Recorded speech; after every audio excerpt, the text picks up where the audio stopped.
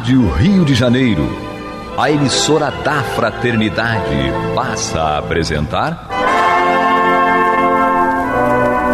Luz na Penumbra, programa que leva ao seu coração a mensagem da doutrina espírita.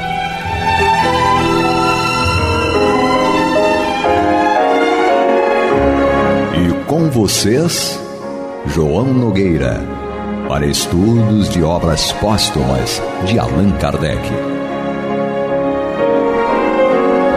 Bem, meus queridos amigos e irmãos, aqui estamos nós, outra vez, com muita alegria, para o programa Obras Póstumas, o estudo de obras póstumas no programa Luz na Penumbra. E nós queremos aqui agradecer ao nosso Isaac, que está ali na técnica, esse trabalho importante que nós temos de levar esse programa ao ar para que possa nos ajudar a entender melhor a problemática do dia a dia, por que nós nascemos, porque nós vamos desencarnar um dia e porque nós passamos por sofrimentos, por dores. E para ajudar a todos nós a compreender melhor, estou aqui o nosso irmão, meu querido irmão, Henrique Parente. Tudo bem, Henrique? Tudo bem, João. A todos os amigos ouvintes da Rádio Rio de Janeiro, muita paz em nossos corações e que as nossas mentes se abram para compreender coisas que às vezes parecem difíceis, mas com um pouco de esforço, empenho, né? Exatamente. E aí chegamos naquele capítulo de obras póstumas que é Questões e Problemas. É um capítulo que Kardec coloca para a gente poder entender melhor. E ele faz, claro, de forma pedagógica, como sempre Kardec fez. Ele faz em perguntas e respostas, né? E vamos analisando. A primeira resposta dada é do Clélie du Plantier, e por aí vai. Vamos por parte, então. A primeira pergunta, a primeira questão que Kardec coloca é: o Espiritismo explica-nos perfeitamente a causa dos sofrimentos individuais como consequências imediatas dos erros cometidos na existência presente ou expiação do passado. Mas, já que cada um só deve ser responsável por seus próprios erros, como se explicam as infelicidades coletivas que atingem grupos de indivíduos, como às vezes toda uma família, uma cidade, uma nação ou toda uma raça, e que atingem tanto os bons como os maus, tanto os inocentes como os culpados? E aí Kardec começa com as expiações coletivas, falando de algo inclusive muito atual, né? Estamos em plena pandemia, com os casos recrudescendo, aumentando, infelizmente, por incúria nossa, incúria do próprio ser humano, alguns mais, outros menos, mas é coletivo. Nós somos individualidades e, como sociedade, somos uma coletividade que nós precisamos, então, resgatar certas coisas. E é bom que se diga que já ouvi muitas pessoas falarem que a doutrina espírita prega que nós reencarnamos para expiar, para pagar os débitos do passado. E não é isso que a doutrina espírita prega. O que ela prega é: nós reencarnamos para evoluir, para crescermos espiritualmente / moralmente. As expiações, os resgates dos nossos erros do passado são para que nós aprendamos e possamos evoluir.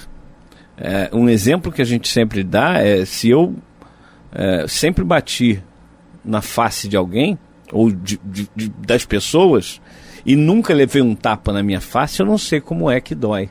Não sei se dói, não sei se não dói, né? Não sei se humilha. Mas quando eu levo um tapa na minha face, aí eu aprendo. Se eu não aprender, o tapa vem mais forte, ou vem mais tapas. Né? É por aí que nós entendemos a expiação. Nós temos que estar colocados na posição contrária à que nós estivemos no passado. Se eu bati, agora eu preciso apanhar para aprender que aquilo ali não é bom e deixar de fazer o mal e passar a fazer o bem. Por isso que Jesus fala, né? Se lhe baterem numa face, apresenta-lhe a outra. Se lhe pedirem para andar uma légua, vai com ele 2. Se pedir a capa, dá também a túnica, e por aí vai.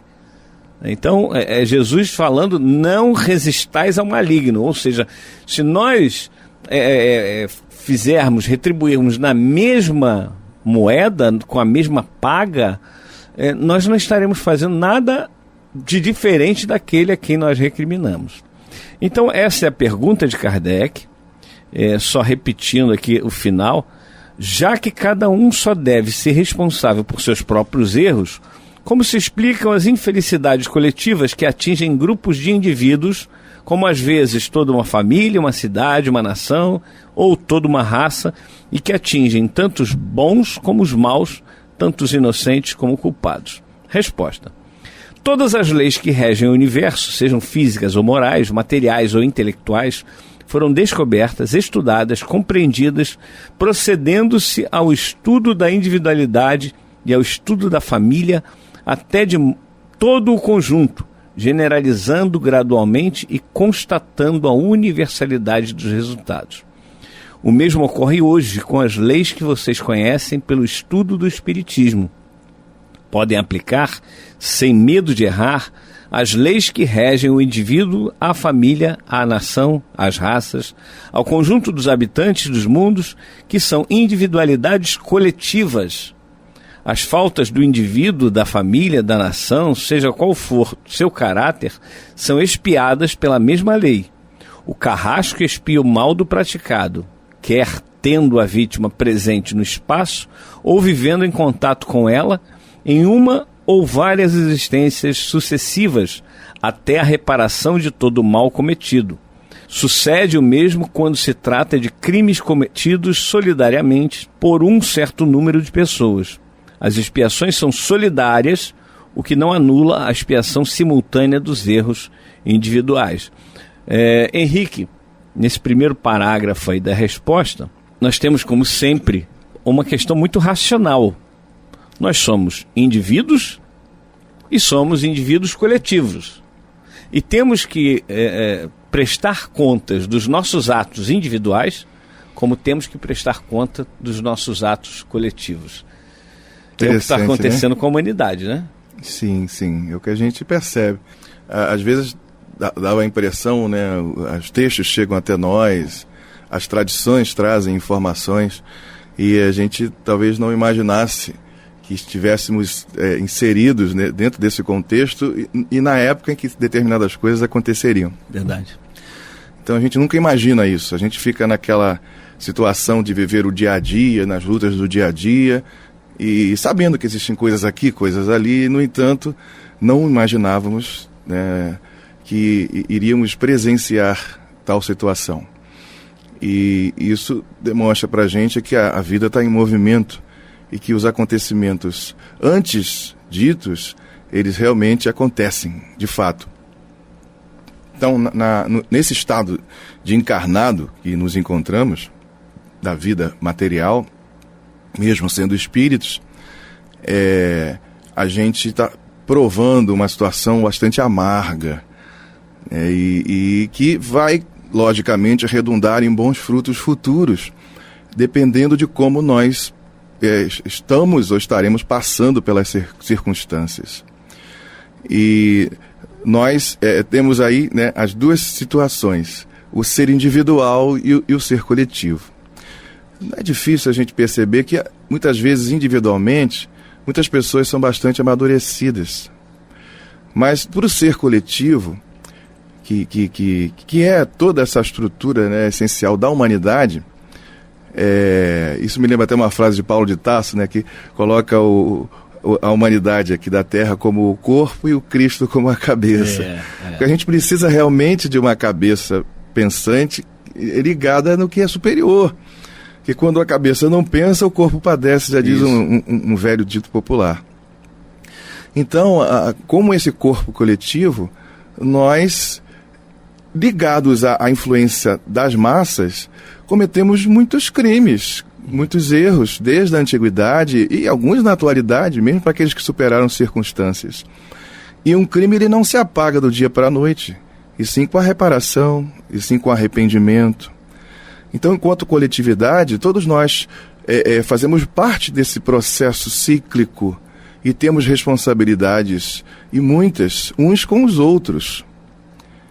Então, neste sentido, nós, e essa parte da humanidade foi selecionada para estar neste momento aqui, alguns permanecendo, outros desencarnando e muitos outros reencarnando, porque um futuro diferente, um futuro melhor, promissor, está chegando também. É tudo muito junto, né? Junto e misturado, né? Como costumamos dizer na atualidade. Mas existe uma plena organização em torno disso tudo. Não estamos à deriva. Isso é uma coisa que é importante a gente ressaltar, porque muitas pessoas entram em pânico, em desespero, como se o mundo fosse se destruir, ruir completamente. Me lembra lá um texto de Kardec na Gênese, lá no finalzinho da obra, onde ele fala que são as entranhas da humanidade que sofrem um processo cataclísmico, não um cataclismo né, fora, né, desse âmbito, nas ruínas do mundo, na geologia e assim por diante. Não. Mas as entranhas da humanidade. O homem precisa modificar, precisa entender que é preciso abrir mão de muitas coisas. Hoje nós vemos o comportamento das pessoas que não conseguem abrir mão de fazer certas coisas porque acham que é assim que tem que ser. A gente percebe a dificuldade e aí passa a entender também por que o coletivo ele tem uma diferença em relação ao individual. Quando a gente pensa, né, nas massas que têm esse tipo de comportamento, e no ser mais individualizado, que não tem nada a ver com egoístico, não. Mas é um ser que tem plena consciência da sua natureza, do ser que não se divide, como diria o Jung, né? O indivíduo, um ser que não se divide, porque ele é um psiquismo, é uma alma, né? Que vai pouco a pouco se integrando à sua natureza divina, vai compreendendo melhor essa natureza divina e vai participando da vida de uma maneira muito mais madura, muito mais eficaz em diversos pontos da sua própria existência. Mas ninguém evolui dando grandes saltos. É um passo de cada vez. É verdade. Então, individualmente, a gente evolui, compreende certas coisas, mas está ligado à responsabilidade de tudo que a gente já foi para trás. E, nesse sentido, o ser coletivo acaba ficando um pouco mais infantilizado, mais criança, mais adolescente, e tem que responder pelo processo de amadurecimento geral. Todos nós precisamos colaborar nesse processo. Com certeza. E, meus queridos amigos, quero lembrar que este é o programa Luz na Penumbra. Estamos estudando o livro Obras Póstumas e hoje aqui com o nosso irmão Henrique Parente e na técnica o Isaac Roberto. Continuando o texto aqui, a resposta dada está aqui: em todo homem há 3 caracteres: o de indivíduo ou próprio ser em si mesmo, o de membro da família e, enfim, o de cidadão.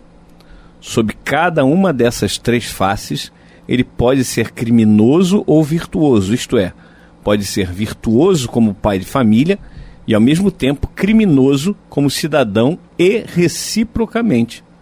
Daí as situações especiais que lhe são criadas nas existências sucessivas.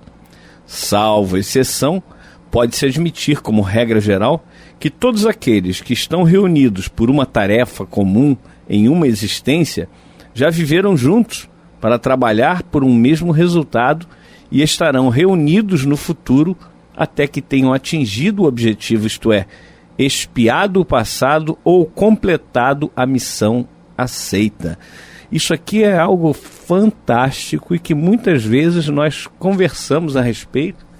Nós não estamos unidos à toa.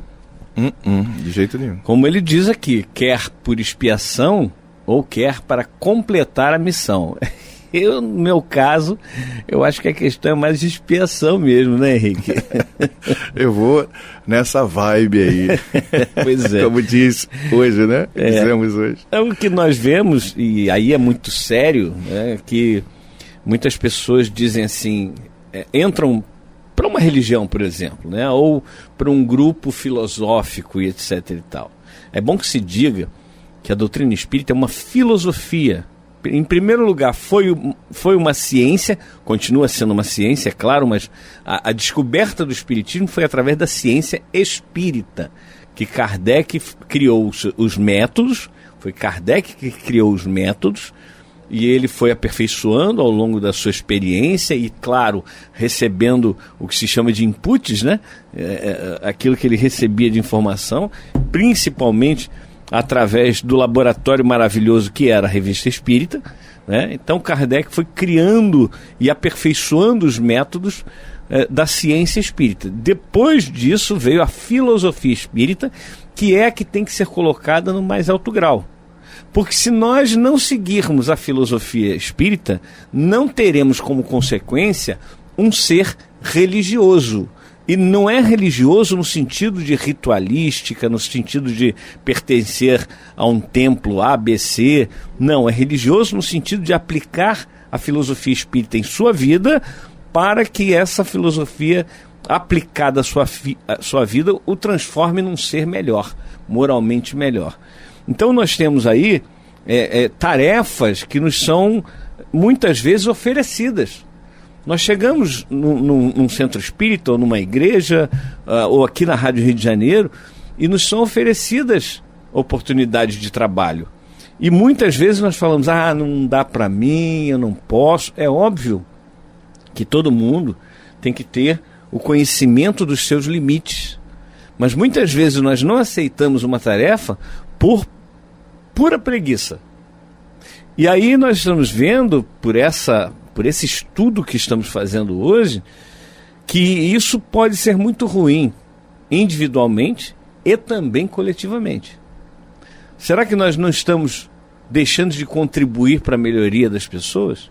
Antes de nós começarmos essa gravação, nós fizemos uma prece. E nessa prece, nós lembramos das pessoas que vão ouvir ou que estão ouvindo nesse exato momento pela Rádio Rio de Janeiro, e o que está sendo...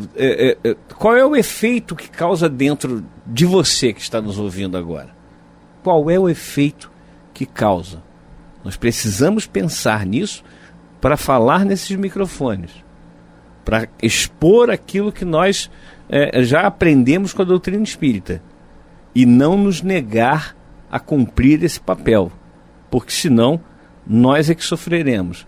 E como coletividade, quando nós damos aqui testemunhos falsos, por exemplo, eu espero que nós não estejamos fazendo isso, mas quando nós falamos coisas que não são verdadeiras, ou que nós divulgamos aquilo que não é verdadeiro, o impacto que vai causar na sociedade, em quem nos ouve, em quem nos assiste, é um impacto muito grande. E é uma responsabilidade enorme, né, Henrique?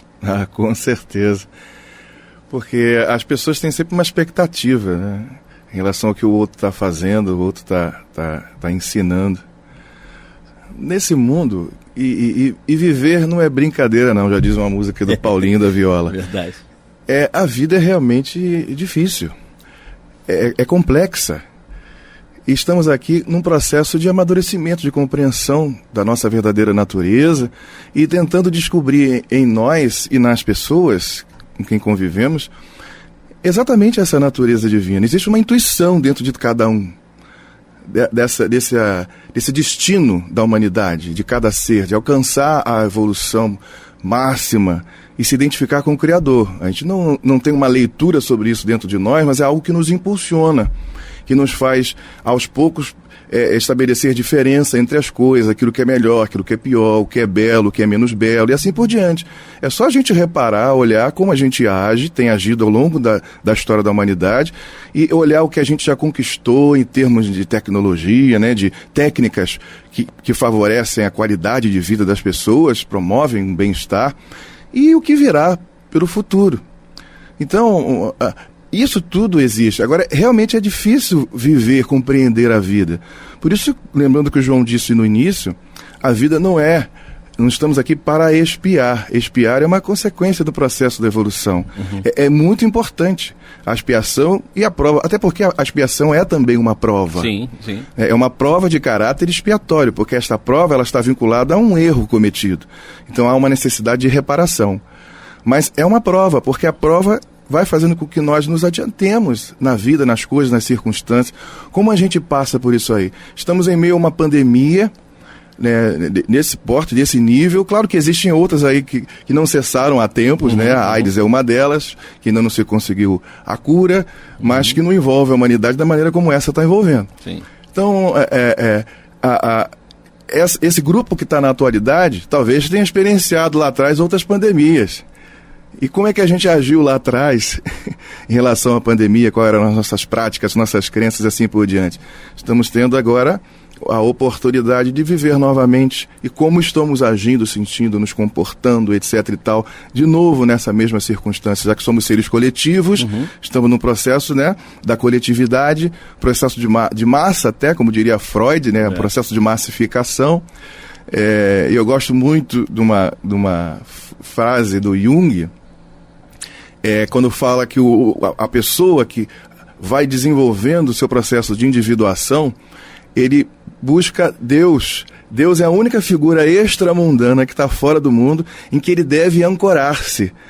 Porque senão a gente se perde em meio a essa massificação, essa estrutura da coletividade onde tudo é igual para todo mundo, né? No mesmo som, na mesma imagem, na mesma dor, como diz o Marcos Viana numa bela música, na mesma burrice também. Então, algo precisa existir em nós para que a gente perceba que a vida não é só esse processo de massificação. Eu preciso me tornar um indivíduo capaz, ter conhecimento do que eu sou, do que eu sinto, quem eu quero realmente ser. E não apenas expressar aquilo que vem de dentro de mim, que a gente não sabe nem de onde vem. É um pensamento, é um sentimento. Tem dias que a gente acorda cansado, enjoado, com raiva, e você não sabe. Aí tem muitas informações, desde as influências espirituais às próprias influências da nossa alma, daquilo que a gente carrega. Então a gente passa o tempo todo no nosso inconsciente, às vezes até se lembrando de vidas passadas, sem que isso venha através de uma imagem na atualidade. Isso modifica nosso estado íntimo, nosso humor. Mas superar isso no dia a dia é o nosso dever. Se eu acordei com raiva, se eu acordei chateado, eu não vou descontar nas pessoas. É uma coisa que eu estou vivendo, mas que eu decido não continuar vivendo, principalmente não passar para as outras pessoas. Então eu vou ter que me obrigar a sorrir mais, vou ter que me obrigar a ser um pouco mais gentil. Eu vou ter que me obrigar a entender quando o outro faz uma coisa que eu sei que está errado, mas eu também não quero julgá-lo. Eu posso entender que ele está fazendo uma coisa que não é legal, mas eu não quero julgá-lo. Eu tenho que eliminar essa pessoa da minha vida. Ela é um ser humano, ela tem direito de fazer isso, como eu também tenho e tive, e vou continuar tendo, porque é assim que Deus age. Ele dá essa liberdade para a gente e continua dando, vai continuar dando, mas vai ajudando a gente a estabelecer um senso de compreensão. Né? Um desenvolvimento desse caráter no bem que existe dentro de nós, que o bem que a gente compreende ainda não é o bem divino. A gente fica nessa luta do bem e do mal, né? O bem e do mal, o bem e do mal, mas Deus está acima disso tudo. Então, aí quando a gente olha Jesus, que convivia com tranquilidade com todas as pessoas, sem distinção, esse é o nosso grande exemplo. É verdade. E como a gente gosta de terminar com um grande exemplo, Henrique terminou com um grande exemplo, que é Jesus. É como dizia Camões, né? Nos Lusíadas, na primeira página dos Lusíadas, ele diz: cessa tudo quanto a antiga musa canta, que um poder mais alto se levanta. Esse é Jesus, e é assim que a gente gosta de terminar o programa. Muita paz a todos, até a próxima oportunidade, se Deus assim permitir. Você está ouvindo pela Rádio Rio de Janeiro o programa Luz na Penumbra, com estudos de obras póstumas na apresentação de João Nogueira.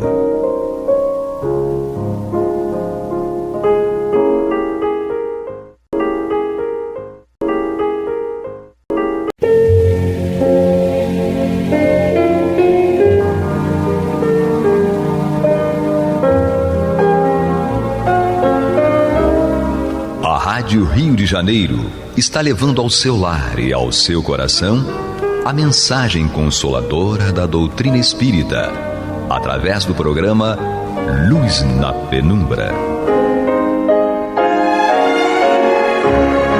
E agora com vocês, Marta Batista e Antônio de Pádua Barbosa.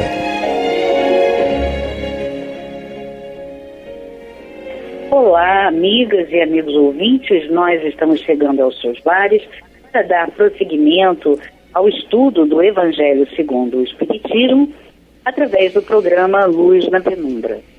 Para realizar a tarefa de hoje, temos, como todas as semanas, o nosso querido Antônio de Pádua Barbosa com os seus brilhantes exemplos e reflexões. E, na parte técnica, o nosso estimado operador de áudio, Isaac. Muito bem, agradecendo então prontamente ao Isaac, nós vamos pedir ao Antônio que inicie os estudos do capítulo 26, dá gratuitamente, que recebeste gratuitamente, e os itens que ele vai desenvolver são os itens referentes ao tema preces pagas. Olá, Antônio.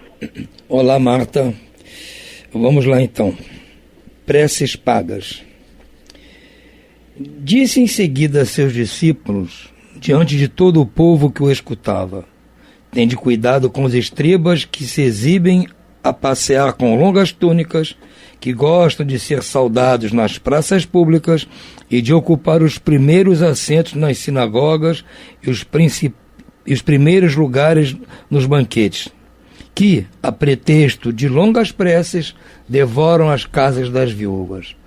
Essas pessoas receberão condenação mais rigorosa. Isso está em Lucas, em Marcos e em Mateus, em diversos versículos.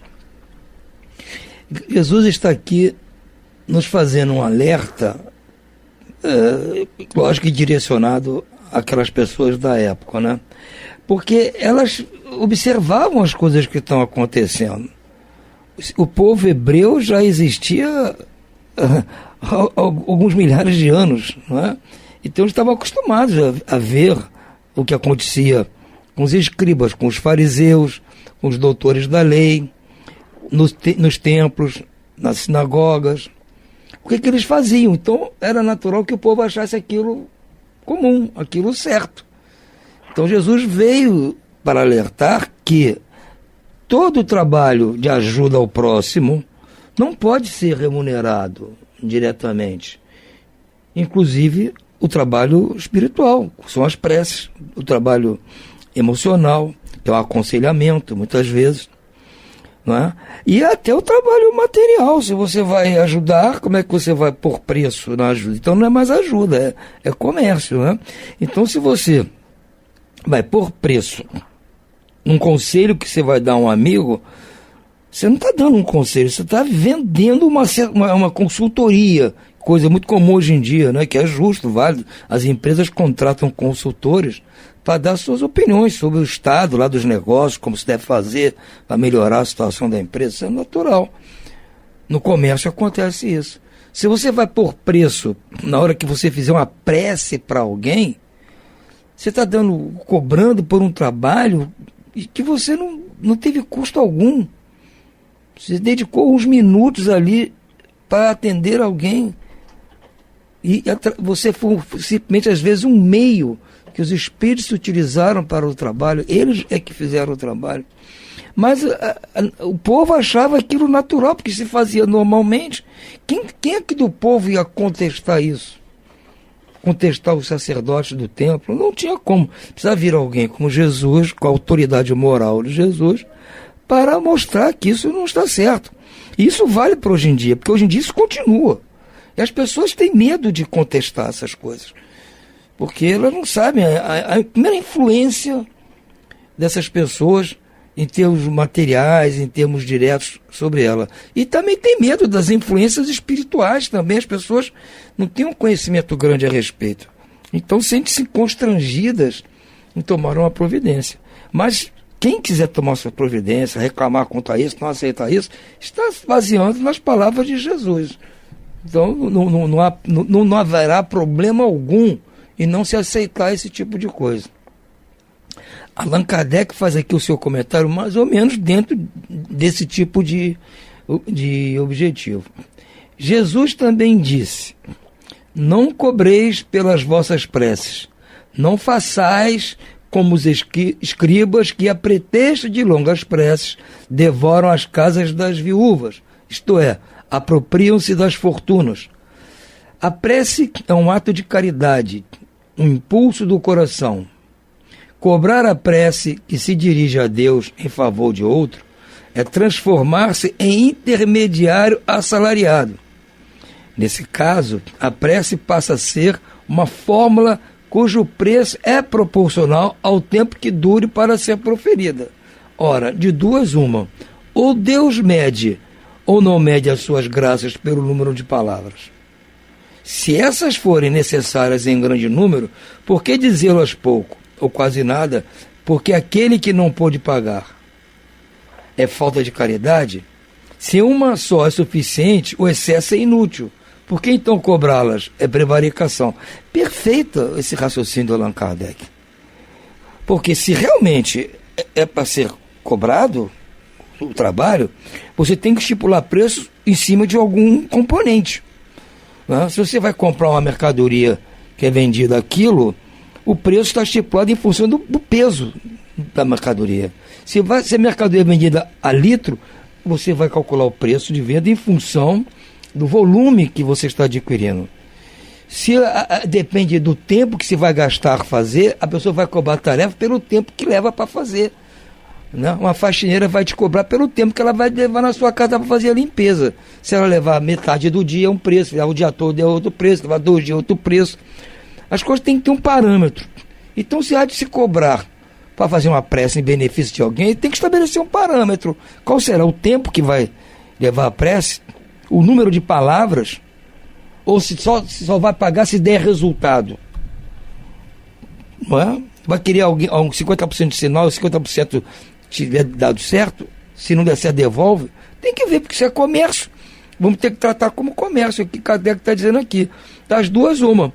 Deus mede ou não mede sua graça pelo número de palavras? Se você vai estabelecer o preço pelo número de palavras, então tem alguma coisa complicada aqui. Porque se forem necessárias um grande número de palavras, por que você vai fazer poucas? Porque se a eficácia está sendo função do número de palavras, então quanto mais palavras, mais eficácia vai ter a prece, e por consequência você vai cobrar mais, então você não pode falar pouco, tem que falar muito para dar mais resultado. Agora, se não é assim, por que então você vai pagar por isso? É falta de caridade, porque você está falando de muito, falando muitas palavras, demandando muito tempo, se isso não é necessário. O quê? E se uma palavra só for suficiente, o excesso de palavras é inútil. Então, por que você vai cobrar pelo número de palavras se bastava uma? Então, tudo isso está errado. Basta você usar o raciocínio e ver que está errado. Não precisa nem se atentar para as palavras evangélicas do Cristo. O raciocínio nosso já diz que isso é um absurdo. Isso não é uma mercadoria que você pode pôr preço em cima. Mas, como já naquela época se fazia. E não pense que era só o povo judeu que fazia isso. Todos os povos faziam isso. Todos aqueles sacerdotes, naqueles tempos pagãos, faziam isso. Isso é do ser humano. Ele tem alguma coisa que ele julga de valor, com a qual ele pode, assim, trazer algum benefício para um terceiro, ele vai cobrar. Não vai pôr o componente moral em cima disso. Isso é muito nosso. Isso vale até hoje. O Espiritismo também veio mostrar que isso é desnecessário. Ao contrário, isso aí, como diz Kardec aqui, ou é falta de caridade, ou é prevaricação. Você está cobrando por uma coisa que você não está oferecendo. Ou você está aumentando o número de palavras para justificar uma coisa que não precisava. Isso até poderia ser considerado um estelionato, judicialmente falando. Deus não vende os benefícios que concede. Por que então alguém que não é sequer o distribuidor deles, que não pode garantir a sua obtenção, cobraria um pedido que talvez não produza nenhum resultado? Ainda tem isso, a pessoa não pode garantir a eficácia do serviço que ela está prestando. Ela não é o verdadeiro, vamos dizer assim, feitor do benefício. Não é ela que faz o benefício, é Deus, os espíritos benevolentes é que fazem o benefício, usam-na para poder fazer para as pessoas que estão aqui. Poderiam até fazer diretamente, se for necessário, eles podem fazer. Mas como diz aqui no outro texto que a Marta estudou no último programa, é preciso divulgar a fé, fazendo esse benefício através de nós, nos ajudando uns aos outros. Nós estamos aprendendo uma lição de caridade, uma lição de solidariedade, além de estar demonstrando a todos, vamos dizer assim, a verdade a respeito da espiritualidade. Nós estamos, quer dizer, expandindo o conhecimento moral para todos. É esse o objetivo de se usar os médiuns para proceder às curas. Porque isso poderia ser feito diretamente como se faz ainda. Os espíritos lá onde estão podem fazer aquilo, a mesma coisa que fariam sem médium nenhum. Claro que podem fazer. Mas é preciso que seja mostrado para que nós entendamos o processo e nos aprimoremos na caridade, na fraternidade, no amor ao próximo. E nós precisamos de justificativa para amar o próximo. Ainda estamos nesse nível, gente. Um dos motivos é esse, a caridade. Nós vamos praticar caridade, vamos ajudar, vamos ser solidários. Achamos que fazendo uma prece vamos ajudar. Então, isso faz parte do nosso aprendizado. Mas há pessoas que estão querendo usufruir disso para benefício próprio em termos pecuniários.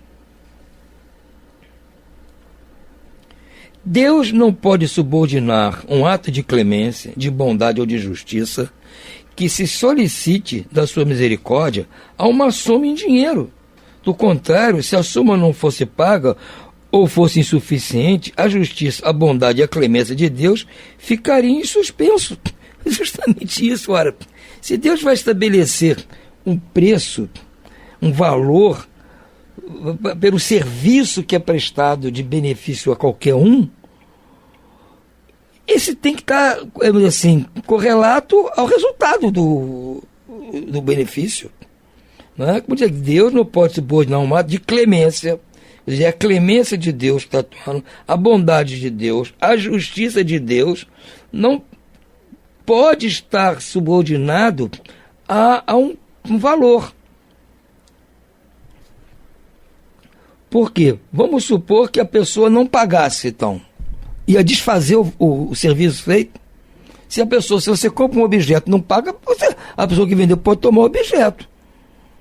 Se você compra um carro e não paga, pode tomar o carro. Um apartamento não paga, pode tomar o apartamento. Então, se você contrata um serviço de prece para curar você de alguma coisa, você paga e não é eficaz, vai ter que pegar o dinheiro de volta. Então, quem é que vai? Deus vai devolver o dinheiro, porque você está pagando para ele, porque ele que fez o serviço, ele que é o clemente, ele que é o bondoso, ele que é o justo. Não vamos dizer que é o médium, que é o clemente, o bondoso e o justo. É muita prepotência, né? A se achar isso aí. O bondoso, o justo e o clemente é Deus. Como costumam dizer os nossos irmãos muçulmanos. Só Alá é o clemente, o misericordioso e o bondoso. Eles são mais específicos. Nós aqui achamos que nós também somos. E cobramos por isso. Não faz sentido. É isso que Kardec está nos explicando aqui, racionalmente. Não está usando assim, argumentos, vamos dizer assim, teológicos, né, evangélicos, para isso. Está usando o raciocínio. Para mostrar que é um absurdo isso.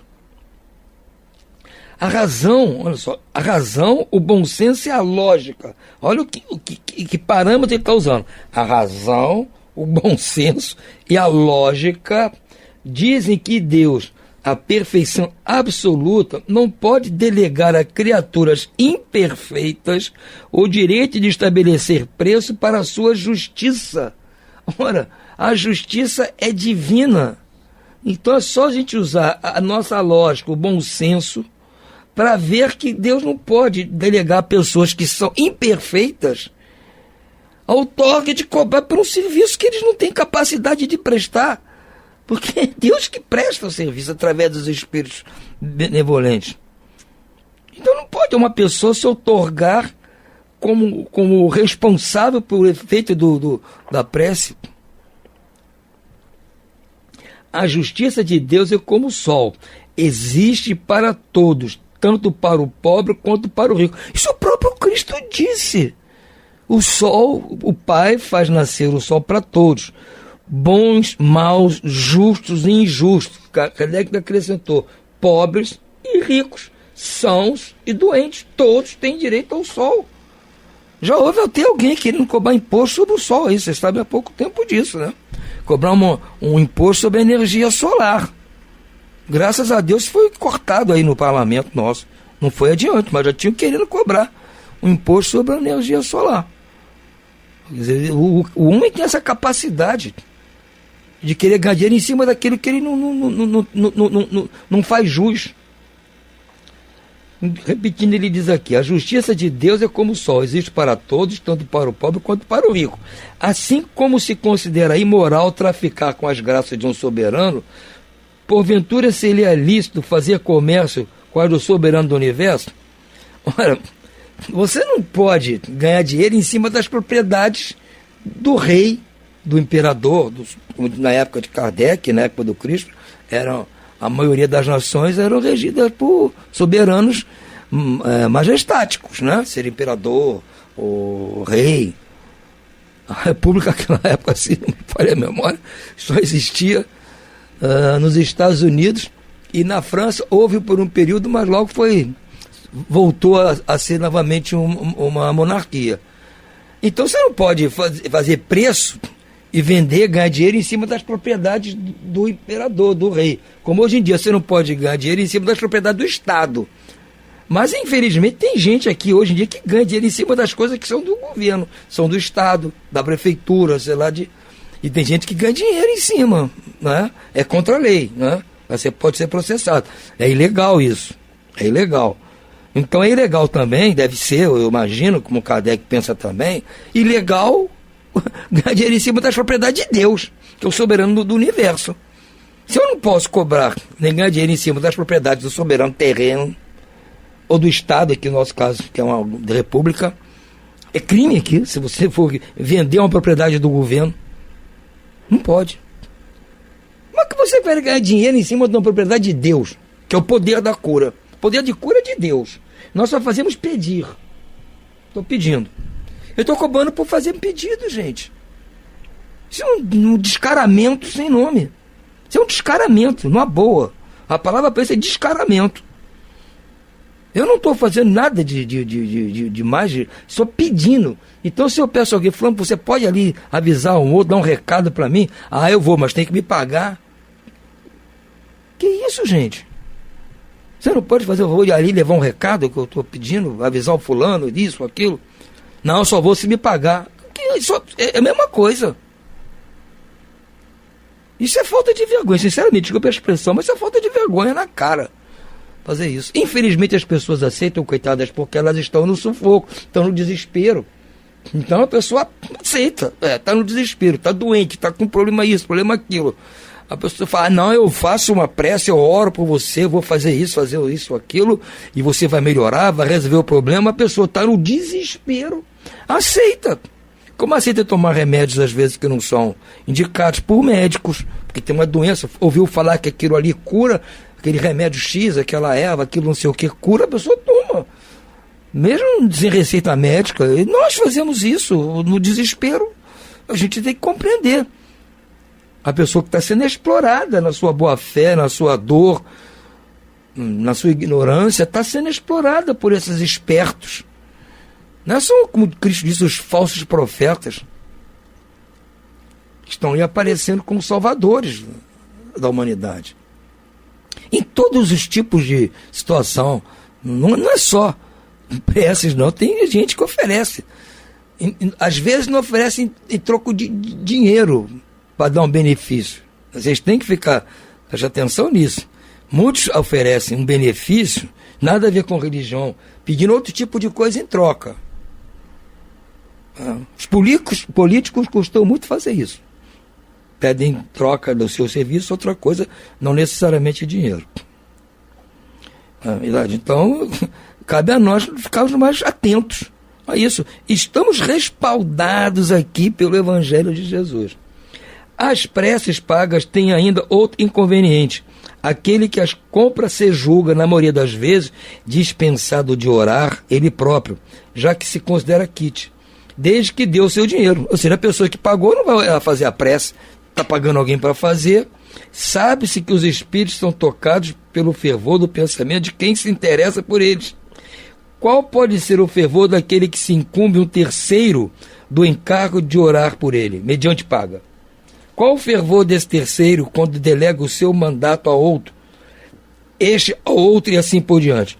Não será reduzir a eficácia da prece ao valor de uma moeda corrente? Então, um dos componentes para que a prece tenha sucesso é o fervor, a paixão, o amor com que se ora. Isso sendo terceirizado, o serviço sendo terceirizado, vai perdendo a eficácia esse fervor. Não vai me dizer que tem o mesmo fervor, você que precisa orando e você pagar para um terceiro orar por você. Não é verdade? Então, vamos pensar a respeito disso, gente. Isso não existe. Graças a Deus, no Espiritismo, isso não existe. Nós estamos aqui para mostrar, dar o nosso exemplo para os outros. Não há isso aqui na doutrina espírita. Não existe isso. Quem faz isso não é espírita. É qualquer coisa que quiser, mas não é espírita. Graças a Deus está aqui. Se quiser conferir, capítulo 26 do Evangelho, está aqui pronto. Para quem estiver fazendo isso, ser chamado para dar uma leitura aqui e mudar o seu ponto de vista. Era isso, Marta, que tínhamos aqui por hoje. É isso mesmo, Antônio. É importante, né, como nós vimos, que o objetivo desse capítulo será todo sempre permeado por um objetivo único, que é o de entendermos que os dons recebidos por Deus, eles têm que ser gratuitos porque recebemos de Deus. Ele nos deu de presente. Claro que o que nós vamos fazer dele aí já é de responsabilidade individual. Mas foi um dom recebido, foi um presente que Deus nos deu. E, logicamente, esse dom, seja ele qual for, né, dentro do quadro de intercâmbio entre encarnados e desencarnados, deverá sempre ser premiado pelo objetivo do capítulo, que é ser de graça, ser gratuito aquilo que recebemos. Então, que tenhamos sempre como foco o nosso desejo de auxiliar, de ajudar. Então, uma pergunta muito interessante, né? Se você quer ser um médium, ou curador, ou um médium, no caso aqui, que cura as dores emocionais de alguém, é também uma forma de dom de cura, o que você precisa? Começar a amar aquele doente. E nos pedir, solicitar alguma coisa. Caso. Então, companheiros, e nós sejamos sempre de interesses, com maior vontade, amor ao próximo e de ajudar. A todos uma boa noite e muita paz.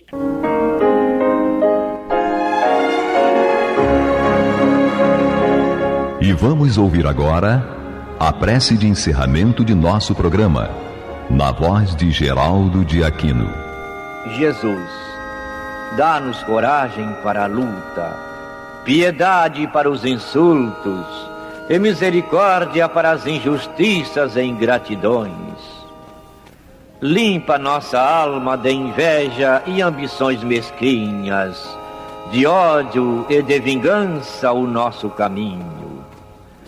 E que dentro em pouco, ao recolher-nos de novo ao calor do nosso leito, para que o sono nos dê a paz e o esquecimento das tristezas humanas, possamos sentir, Senhor, no mais íntimo de nosso ser, a doçura indefinível do Teu amor e a grandeza incomparável da Tua divina presença. Que assim seja.